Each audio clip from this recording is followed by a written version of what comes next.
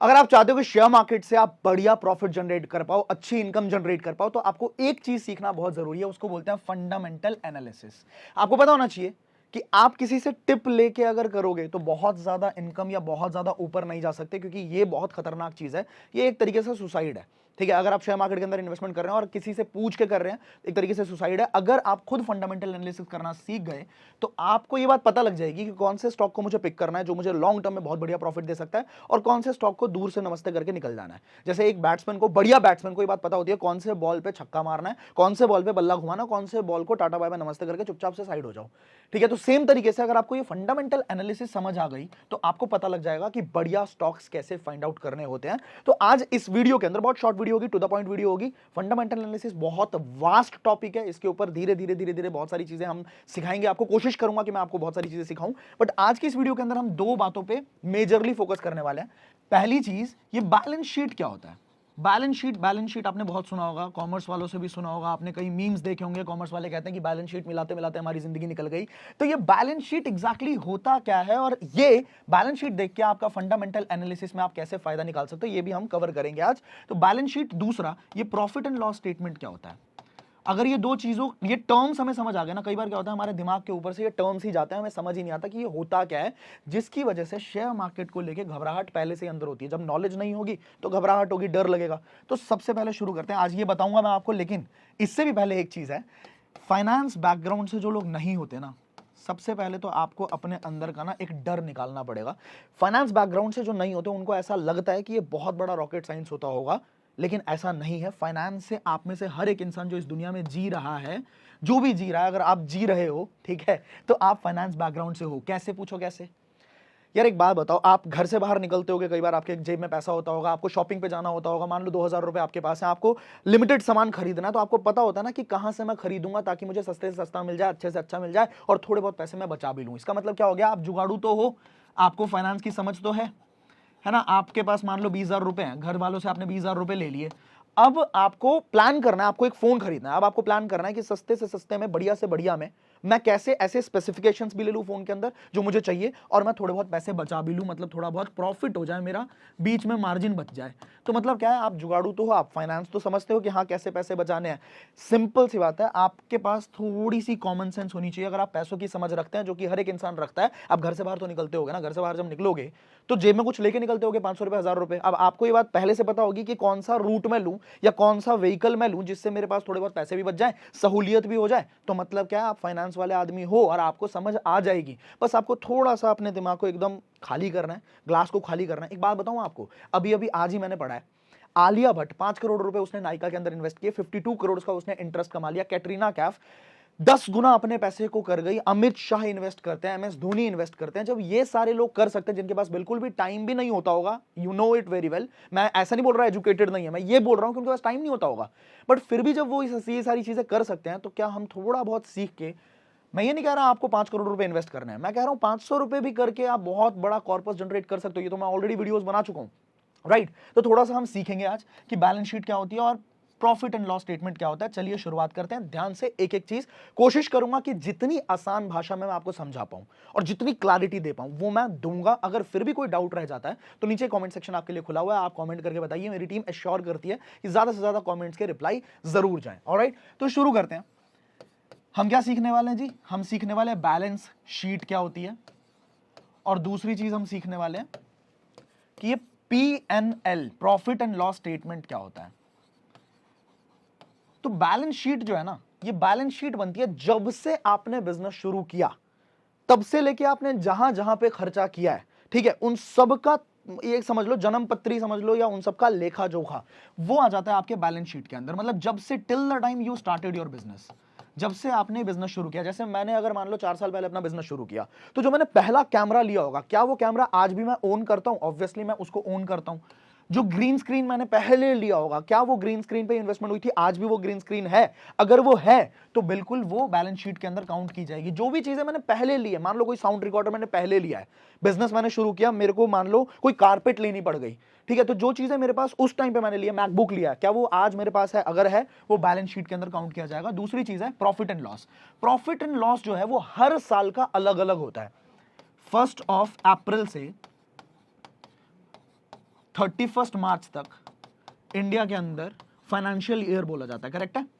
तो ये हर कंपनी का जो प्रॉफिट एंड लॉस स्टेटमेंट होता है वो बताता है कि इस साल के दौरान क्या हुआ, इस फाइनेंशियल ईयर के दौरान क्या हुआ।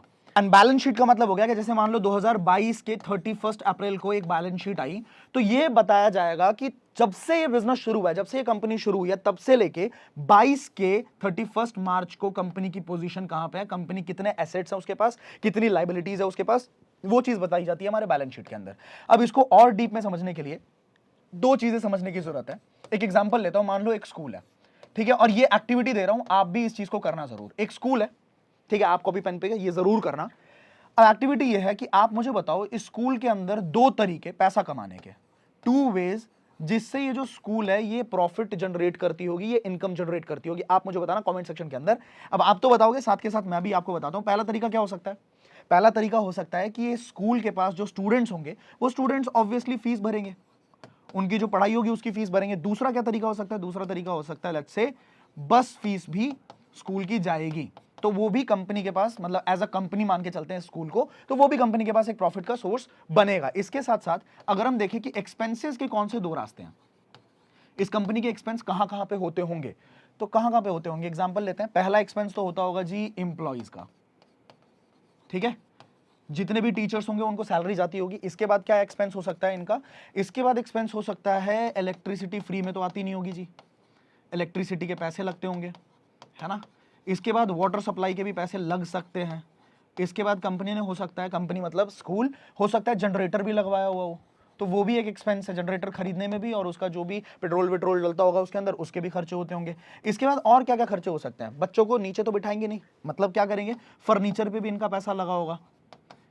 अब हमें यह समझना है कि ये जो इतना सारा एक्सपेंस हुआ, चलो एक असाइनमेंट देता हूं आपको, करना जरूर, और मुझे चैट बॉक्स के अंदर, कमेंट सेक्शन के अंदर जरूर बताना। अभी हमने एग्जांपल लिया स्कूल का, अब आपको एग्जांपल दे रहा हूं एक रेस्टोरेंट का। लेट्स सपोज एक रेस्टोरेंट है। अब इस रेस्टोरेंट के कौन से दो तरीके होंगे पैसा कमाने के, टू वेज बताना पैसा कमाने के, और दो तरीके ऐसे बताना जिससे कंपनी का पैसा लगता होगा, एक्सपेंसेस जाते होंगे, राइट। ये चीज करना जरूर और मुझे बताना जरूर कमेंट सेक्शन के अंदर। इससे थोड़ा सा आपकी बुद्धि थोड़ी खुलेगी, आप सोच समझोगे कि बिजनेसेस कैसे काम करते हैं।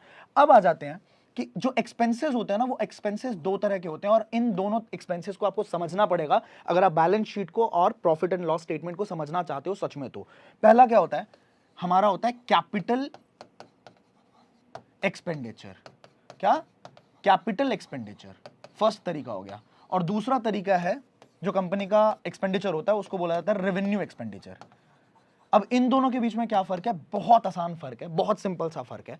जैसे प्रॉफिट एंड लॉस मैंने बताया ना आपको कि ईयरली काउंट किया जाता है कि 1 अप्रैल से लेके 31 मार्च फलाने फलाने साल में, लेट्स से 2021 में, 2022 में, 2023 में, इस डेट से लेके इस डेट तक जो भी खर्चे हुए हैं उसके अंदर जो खर्चे हुए हैं उसको बोला जाएगा रेवेन्यू।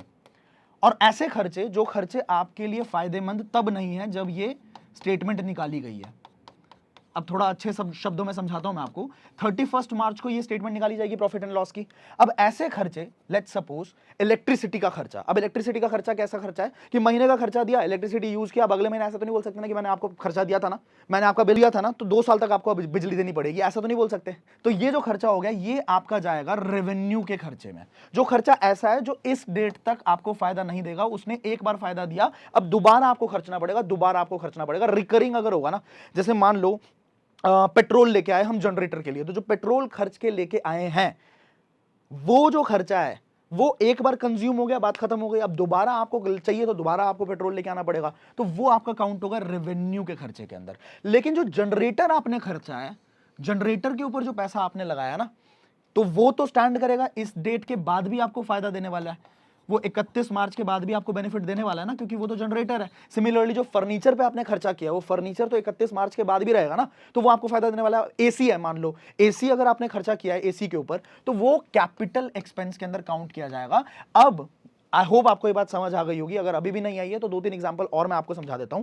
जैसे मान लीजिए एम्प्लॉय का खर्चा है, तो एम्प्लॉय का खर्चा हर महीने जाएगा। अगर एक महीने दिया, ऐसा नहीं बोल सकते कि आपको एक महीने का मिल गया ना, अब मेरे लिए 4 साल काम करना है आपको, ऐसा बोल सकते हैं क्या? नहीं बोल सकते। वो कौन सा खर्चा होगा? वो रेवेन्यू का खर्चा होगा।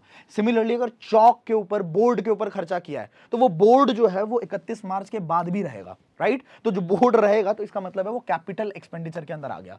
आई होप आपको क्लियर हो गया होगा बहुत अच्छे से। नाउ एक बात समझ लीजिए कि बैलेंस शीट के अंदर